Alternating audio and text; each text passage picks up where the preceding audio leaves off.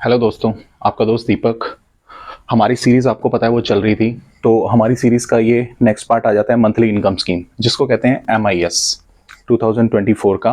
आपको interest rate मैंने बता ही दिया था कि इसमें 7.4 के हिसाब से चल रहा है। बाकी मंथली इनकम स्कीम ये होती है जिसमें हमें हर महीने इंटरेस्ट मिलता है। ये एक हमारी एक मंथली इनकम बन जाती है। ये एक्स्ट्रा इनकम जॉब वालों के साथ साथ अगर एक एक्स्ट्रा इनकम बनवाना चाहें तो वो बहुत अच्छी इनकम हमारी बन जाती है। तो इसके लिए हमें एक सेविंग अकाउंट की ज़रूरत पड़ती है, चाहे वो आप बैंक अकाउंट का कर लो, चाहे वो आप इसी में अकाउंट खुलवा लो पोस्ट ऑफिस में। एक छोटे से एक अमाउंट की ज़रूरत पड़ती है, 500 से ये सेविंग अकाउंट पोस्ट ऑफिस में ओपन हो जाता है, ताकि हमारा वो इंटरेस्ट डायरेक्टली हमारे सेविंग अकाउंट में चला जाए। इसके लिए हमें एक ECS का फॉर्म भरना पड़ता है बस।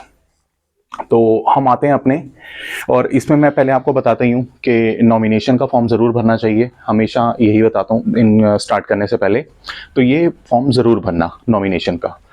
तो इसके एंड में भी मैं एक चीज़ आपको ज़रूर बताऊँगा, ये वीडियो पूरा देखना, वो बेनिफिशियल होगा आपके लिए। बहुत अच्छी बात है जो मैं आपको लास्ट में बताऊँगा इस चीज़ के लिए। इस इनकम के साथ साथ एक बहुत इंपॉर्टेंट पॉइंट है, वो ज़रूर देखना लास्ट तक आप, ये वाला वीडियो बहुत अच्छा है। और इसमें एक चीज़ और है, इसकी कैलकुलेशन मैं आपको नेक्स्ट वीडियो में समझाऊंगा। आपको पता है यार, मेरा बोर्ड छोटा है तो इसमें फिर मेरे को पेपर लगाने पड़ेंगे और वो सब। मैं कैलकुलेशन आपको बहुत अच्छी तरीके से समझाऊंगा, लेकिन नेक्स्ट वीडियो में। बस आपको मैं अभी मेन पॉइंट समझाना चाहता हूँ कि MIS स्कीम क्या होती है, कौन कर सकता है और कितना हम अमाउंट उसमें इन्वेस्ट कर सकते हैं।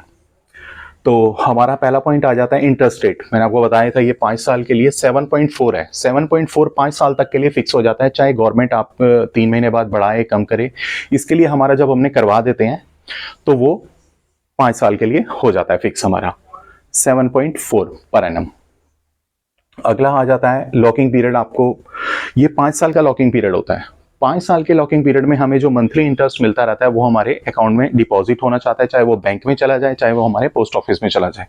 वो हमारे पे डिपेंड करता है, हमें उसके लिए एक फॉर्म भरना पड़ता है।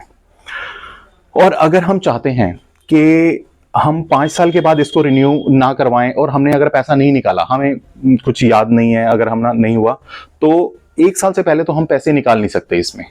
1 साल के लिए हमारा वो 1 साल से और 3 साल के बीच में, 3 साल पूरे नहीं हुए, 3 साल से नीचे, तो अगर हमने नहीं निकाला है तो 3 से 4% हमें इंटरेस्ट मिलेगा। और 3 साल से 5 साल के बाद भी अगर हमने पैसे नहीं निकाले तो हमें कोई इंटरेस्ट नहीं मिलेगा। तो कोशिश करें हम अगर रिन्यू कराएं आगे 5 साल के लिए तो हमें इंटरेस्ट मिलता रहेगा।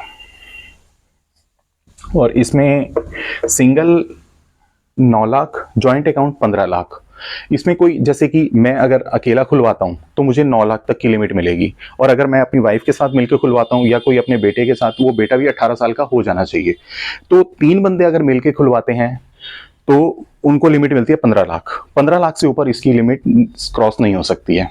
और 2 बंदे मिलकर खुलवाते हैं तो भी गवर्नमेंट ये मान लेती है कि 7.5 दिया है, और 3 बंदे मिलकर खुलवाते हैं तो इसमें 5-5-5 ये गवर्नमेंट फिक्स कर लेती है, देख लेती है कि हमें एज्यूम करती है कि इन्होंने तीन बंदों ने 5-5 लाख मिलकर दिया होगा।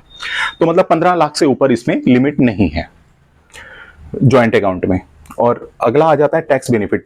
जो मेच्योरिटी का अमाउंट हमारा होता है वो हमें पूरा टैक्स फ्री मिलता है, पूरा हमें टैक्स फ्री मिलता है। वैसे इसमें टैक्स बेनिफिट कोई मिलता नहीं है, लेकिन जो मेच्योरिटी का अमाउंट होता है वो हमें टैक्स फ्री मिलता है। माइनर एज वही 10 साल से ऊपर होना चाहिए, और 10 साल से अगर नीचे होगा तो उसके मम्मी पापा ये अकाउंट चलाएंगे। और अगर 10 साल से ऊपर खुलवाता है कोई, तो जब तक वो 18 साल का नहीं हो जाता तब तक इस अमाउंट को वो नहीं निकाल सकता। और इसमें ऑटो विड्रॉल का मैंने आपको बताया था कि फॉर्म फिल करना है। अगर आपको अपने डायरेक्ट बैंक में इंटरेस्ट चाहिए तो ECS का एक फॉर्म भरना पड़ता है, जो कि आप इनको एक फॉर्म भर के उसमें लिखोगे मेरे ये बैंक अकाउंट का नंबर है या मेरे ये पोस्ट ऑफिस का अकाउंट नंबर है, तो ये डायरेक्ट आपके पोस्ट ऑफिस या बैंक अकाउंट में ट्रांसफर हो जाएगा ये इंटरेस्ट। अगला आ जाता है, मैं कुछ जल्दी तो नहीं बोल रहा, कोई बात नहीं, आराम आराम से बोलता हूँ, मुझे लगा मैं कुछ जल्दी बोल रहा हूँ। अच्छा, early withdrawal penalty. Early withdrawal penalty ये हो जाती है कि अगर हम बिफोर फर्स्ट ईयर, मैंने ये सबसे पहले आपको बताया था कि पहले साल तो ये अकाउंट बंद होता नहीं है अगर खुल गया तो।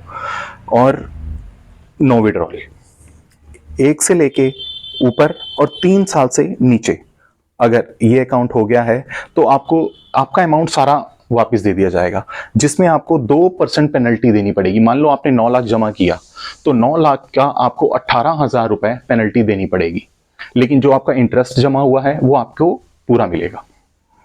अब नेक्स्ट पॉइंट इसी का ये आ जाता है 3 साल से 5 साल से नीचे। 5 साल से ऊपर तो इसका मैच्योरिटी पीरियड होता ही है, वो तो पूरा मिल ही जाएगा, लेकिन 5 साल से नीचे और 3 साल से ऊपर, इन दोनों के बीच में अगर आपको अमाउंट चाहिए तो वो सारा मिल जाता है, लेकिन एक पेनल्टी 1% पेनल्टी के साथ।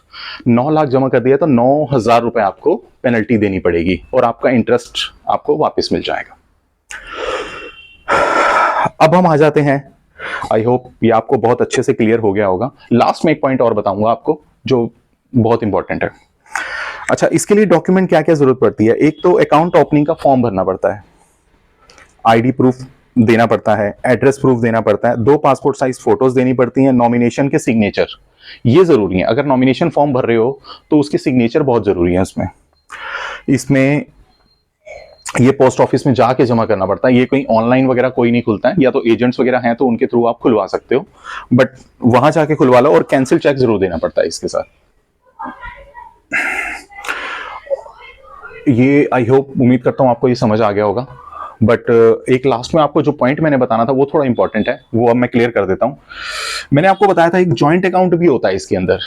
जॉइंट अकाउंट है ना, 2 तरीके के होते हैं, जॉइंट ए और जॉइंट बी। जो जैसे आप यहां देख रहे होगे, जॉइंट ए क्या होता है? जॉइंट ए में होता है आपका कि मान लो मैंने और मेरी वाइफ ने ये जॉइंट मिलके खुलवा दिया अकाउंट। तो जॉइंट अकाउंट में ये होता है कि हमने मिलके जो खुलवाया अकाउंट, मैं कुछ उसमें से पैसे निकलवाना चाहता हूं या मुझे कुछ उसमें अपडेट करना है, तो क्या होता है कि मैं उससे पूछे बिना नहीं कर सकता। मान लो मेरी वाइफ के उसमें सिग्नेचर जरूरत पड़ते हैं और उनके डिक्लेरेशन की जरूरत पड़ेगी। उनके सिग्नेचर की बगैर कोई भी हम कुछ भी चेंज नहीं कर सकते। ये जॉइंट ए में आ जाता है। मतलब आप कुछ पैसे निकलवाना चाहते हो या कुछ पैसे जमा करवाना चाहते हो उसके अंदर, तो आपको सेकंड पार्टनर की अप्रूवल जरूर लेनी पड़ेगी, जिसमें हम जॉइंट ए होता है वो। जॉइंट ए में साइन की जरूरत पड़ती है, हम उसके बिना कोई चेंज नहीं करवा सकते। लेकिन जॉइंट बी जो है, जॉइंट बी में इसमें साइन की जरूरत नहीं पड़ती आपके जॉइंट पार्टनर की। आप चाहे 3 पार्टनर मिलकर खुलवा रहे हैं, चाहे 2 पार्टनर मिलकर खुलवा रहे हैं, तो इसमें आपके साइन की कोई जरूरत नहीं पड़ती उनके। तो आप इंडिविजुअल भी खुद भी उसमें पैसे जमा भी करा सकते हैं, पैसे निकाल भी सकते हैं। इसे कहते हैं जॉइंट बी। ये वाला पॉइंट मैंने आपको बताना था ये लास्ट में, कि इसमें जॉइंट अकाउंट में 2 तरीके के अकाउंट होते हैं। ये आप देख के खोलिएगा कि जॉइंट ए खोलना है या जॉइंट बी खोलना है। जॉइंट ए में सिग्नेचर की जरूरत पड़ती है, जॉइंट बी में सिग्नेचर की जरूरत नहीं पड़ती है। तो आई होप आपको ये सब क्लियर हुआ होगा। और नेक्स्ट वीडियो में आपको इसकी मैं कैलकुलेशन करके दिखाऊंगा और एक चीज और समझाऊंगा कैलकुलेशन के साथ साथ, कि इसमें जो 7.4 का पर एनम इंटरेस्ट मिल रहा है ना, तो इसमें 14% इंटरेस्ट कैसे ले सकते हैं। ये बहुत अच्छी टेक्निक है, ये आप जरूर समझना। अगली वीडियो की कैलकुलेशन जरूर देखना, बहुत इंटरेस्ट आएगा आपको कि मैं 14% इंटरेस्ट कैसे ले सकता हूं इस MIS के थ्रू। बहुत ही बढ़िया, अच्छा लगेगा। और बाकी आप, आई होप मैंने आपको क्लियर कर दिया सब कुछ। और ये आपको अच्छा लगा तो आप अपने फ्रेंड्स के साथ, अपनी फैमिली के साथ जरूर शेयर करना और मेरे चैनल को सब्सक्राइब कर देना और लाइक कर देना। इससे मेरा मोटिवेशन बढ़ता है। Thank you so much guys, thank you so much.